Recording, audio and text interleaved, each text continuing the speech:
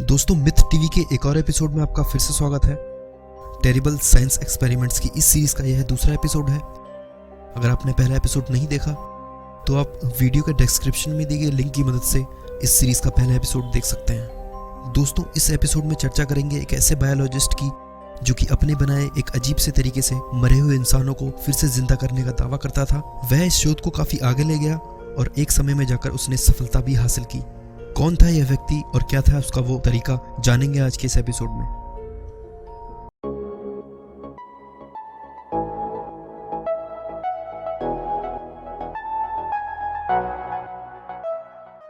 हाय दोस्तों, मैं हूं विशाल और आप देख रहे हैं myth TV. Robert E Cornish एक अमेरिकन बायोलॉजिस्ट था जो कि यूनिवर्सिटी ऑफ कैलिफोर्निया बर्कली से ग्रेजुएट था। कॉर्निश बचपन से ही विलक्षण प्रतिभा वाला था। इसका अंदाजा इस बात से लगाया जा सकता है कि मात्र 21 वर्ष की उम्र में उसने ग्रेजुएट होकर मेडिकल प्रैक्टिस करने का लाइसेंस प्राप्त कर लिया था। बर्कली में रहकर उसने कई विचित्र प्रोजेक्ट पर काम किया। उसमें से अगर किसी एक की बात करें तो कॉर्निश किसी ऐसे लेंस को डेवलप कर रहा था जिसकी मदद से पानी के अंदर न्यूज़पेपर पढ़ा जा सके। लाइसेंस मिलने के करीब 8 साल बाद उसे लगा कि वह एक नए तरीके से मरे हुए इंसानों को फिर से जिंदा कर सकता है। कॉर्निश का मानना था कि मरे हुए इंसान की नसों में अगर खून का प्रवाह फिर से होने लगे तो वह जिंदा हो सकता है। इस थ्योरी को लेकर उसने आगे काम किया। उसने एक टीटी बोर्ड को यूज में लिया जिस पर मरे हुए व्यक्ति को वह लिटाकर झुलाते हुए जिंदा करने की कोशिश करता था। दोस्तों, हम आपको बता दें कि टीटी बोर्ड सीसो झूले की तरह दिखने वाला एक बोर्ड होता है। कॉर्निश ने अपने इस टीटी बोर्ड के साथ कई मरे हुए लोगों पर परीक्षण किए पर असफलता हाथ लगी। कॉर्निश का यह तरीका शायद आपको अजीब लगे, इसलिए आइए इसके पीछे का लॉजिक जान लेते हैं। कॉर्निश मानता था कि मरे हुए इंसानों की नसों में खून का प्रवाह दिल के रुकने की वजह से बंद हो जाता है। यदि मरे हुए इंसान की नसों में फिर से खून का प्रवाह होने लगे तो वह पुनर्जीवित किया जा सकता है। वह ऐसा एक बोर्ड की मदद से करता था जिसे टीटी बोर्ड कहा जाता है, जो काफी हद तक सीसो झूले जैसा होता है। वह मरे हुए व्यक्तियों को टीटी बोर्ड पर लेटाकर उसे इतनी तेजी से ऊपर नीचे झुलाता था जिससे कि मरे हुए व्यक्ति की नसों में फिर से खून का प्रवाह होने लगे।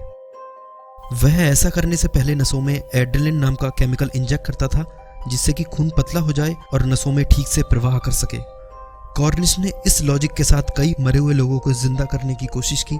उसने यह प्रयोग हार्ट अटैक, पानी में डूबने और बिजली से जलकर मरने वाले इंसानों पर किए पर सफलता हाथ नहीं लगी। कॉर्निश को जितने भी मरे हुए व्यक्ति अपने परीक्षण के लिए मिले थे उन्हें मरे हुए काफी देर हो चुकी थी। तो कॉर्निश इस नतीजे पर पहुंचा कि सभी लोग जिन पर प्रयोग किए गए थे परीक्षण में शामिल होने के लिए बहुत लेट हो गए थे। यह प्रयोग अगर किसी व्यक्ति के मरने के तुरंत बाद किया जाए तो कामयाबी हासिल हो सकती है, पर उन दिनों ऐसा इंसान अमेरिका में मिलना काफी मुश्किल था। तब कॉर्निश ने फैसला किया कि वह अपना यह प्रयोग जानवरों पर करेगा। इस दिशा में उसने आगे बढ़ते हुए 5 कुत्तों पर यह प्रयोग किया जिनको उसने खुद नाइट्रोजन गैस में दम घोटकर मारा था। हालांकि कॉर्निश ने कहा कि सभी कुत्तों को क्लिनिकली मौत दी गई थी, यानी उन्हें ऐसा मारा गया था जिससे मरने पर सबसे कम दर्द हो। सभी कुत्तों का नाम लेजरस रखा गया था। प्रयोग किया गया और दुर्भाग्य से पहले 3 कुत्ते यानी लेजरस 1, 2 और 3 जिंदे नहीं किए जा सके, पर आश्चर्यजनक तौर पर लेजरस 4 और 5 मौत की नींद सोकर फिर से जिंदा हो उठे। जी हाँ दोस्तों, उन दिनों की एक न्यूज़पेपर की यह कटिंग इस बात की पुष्टि करती है कि प्रयोग किए गए 5 कुत्तों में से 2 कुत्तों को पुनर्जीवित कर लिया गया था। आइए डिटेल्स में जान लेते हैं। चौथे कुत्ते यानी लेजरस 4 को मरने के ठीक बाद टीटी बोर्ड पर लिटाया गया और योजना अनुसार तेजी से झुलाया गया। करीब आधे घंटे तक लगातार कोशिश करने पर लेजरस 4 कांपते हुए और हल्की भौंकने की आवाज के साथ फिर से जिंदा हो उठा। कॉर्निश की माने तो कुछ दिनों बाद लेजरस 4 अपने पंजों पर खड़ा होने, भौंकने और खाना खाने लायक हो गया था।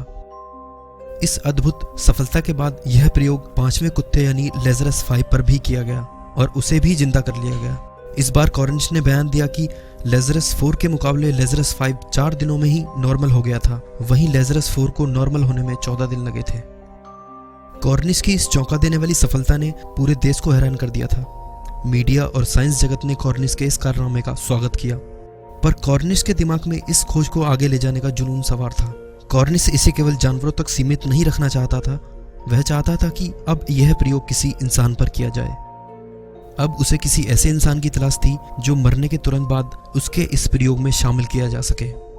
इसके लिए उसने अपने प्रयोग में कुछ नई चीजें शामिल की। उसने इसे मानवों पर प्रयोग किए जाने लायक बनाने के लिए इसमें एक होममेड हार्ट और एक लंग यानी कृत्रिम फेफड़ा जोड़ दिया, जो कि वैक्यूम क्लीनर और रेडिएटर के पार्ट से बने थे। सब कुछ तैयार था, इंतजार था तो बस किसी ऐसे व्यक्ति का जो इस प्रयोग का हिस्सा बन सके।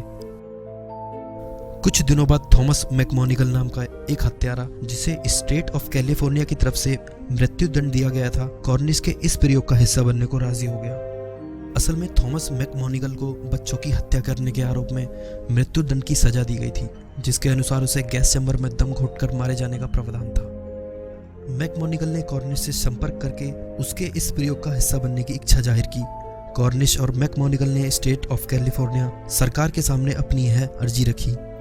कॉर्निश के हिसाब से मैकमोनिगल को मृत्युदंड मिलने से ठीक बाद गैस चैम्बर से निकालकर सीधा टीटीर बोर्ड पर लिटाया जाता, इलेक्ट्रिक पैड उसके अंगों से जोड़े जाते, बनाए गए यंत्र की मदद से एक मास्क के जरिए उसके लंग्स में ताजी ऑक्सीजन पंप की जाती, मिथिलीन नाम का एक केमिकल उसकी नसों में इंजेक्ट किया जाता, जिससे उस गैस को बेअसर किया जा सके, जिसकी वजह से उसकी मृत्यु हुई है। उसके बाद उसे इतनी तेजी से टीटीर बोर्ड पर ऊपर नीचे झुलाया जाता जिससे कि नसों में खून का प्रवाह फिर से होने लगे। अगर सब कुछ ठीक रहता तो कॉर्निश के हिसाब से मैकमोनिगल फिर से जिंदा हो उठता, पर मैकमोनिगल और कॉर्निश की यह अर्जी ठुकरा दी गई। स्टेट ऑफ कैलिफोर्निया गवर्नमेंट का मानना था कि यदि मैकमोनिगल इस प्रयोग से जिंदा हो गया तो वह उसका क्या करेंगे, क्योंकि ना तो वह बच्चों के इस हत्यारे को रिहा कर सकते हैं और ना ही उसे फिर से मार सकते हैं, क्योंकि ऐसा करना डबल जियोपार्डी क्लॉज का उल्लंघन होता। दोस्तों, डबल जियोपार्डी क्लॉज एक प्रावधान है जिसके तहत सरकार किसी मुजरिम को एक अपराध के लिए 2 बार मृत्युदंड नहीं दे सकती। स्टेट ऑफ कैलिफोर्निया की इस चिंता ने कॉर्निश की इस शोध को रोक दिया। कॉर्निश अपनी इस अर्जी के रिजेक्ट होने के बाद काफी हताश हो गया और उसने अपनी यह शोध बंद कर दी। अपने जीवन के अंतिम दिनों में कॉर्निश ने एक टूथपेस्ट बनाया था जिसकी नकल करने की कोशिश कई लोगों ने की, पर सभी नाकाम रहे। दोस्तों, आज का यह एपिसोड बस यहीं खत्म होता है। वीडियो के डिस्क्रिप्शन में दिए गए लिंक की मदद से आप हमारे और भी कई ऐसे इंटरेस्टिंग वीडियोस देख सकते हैं। अगर आपको वीडियोस पसंद आ रहे हैं तो प्लीज लाइक कीजिए, कमेंट कीजिए, वीडियो को अपने दोस्तों के साथ शेयर कीजिए, मेरे चैनल को सब्सक्राइब कीजिए। हम आगे भी आपके लिए इसी तरह की इंटरेस्टिंग वीडियोस लाते रहेंगे। धन्यवाद।